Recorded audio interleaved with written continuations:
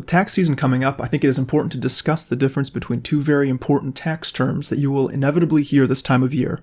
These terms are a tax deduction and a tax credit. Now, it is important to remember that the amount of deductions and credits that you qualify for will vary based on your income. However, for this video, we will focus on how each of these items function. Let's begin with a tax deduction. A tax deduction reduces the amount of your overall taxable income. For example, let's say that you make $100,000 a year. If you receive a tax deduction, that amount will reduce the amount of your income that gets taxed. So if you are receiving a $10,000 deduction, you will only be taxed on $90,000 of your income.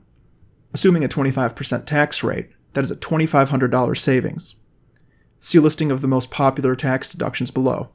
Student loan interest deduction, charitable donations deduction, medical expenses deduction, IRA contribution deduction, 401k contribution deduction, mortgage interest deduction, on top of several more. Now, a tax credit will reduce the amount of tax that you pay on a dollar-for-dollar basis. Let's take our previous example of someone making $100,000 getting taxed at 25%. Their outstanding tax bill would then be $25,000. With a $10,000 credit, the tax bill would be reduced by $10,000 for a total of $15,000 tax.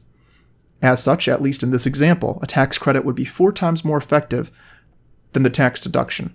See the listing below for the most popular tax credits. American Opportunity Tax Credit, Child Tax Credit, Earned Income Tax Credit, Lifetime Learning Credit, Adoption Credit, Residential Energy Credit.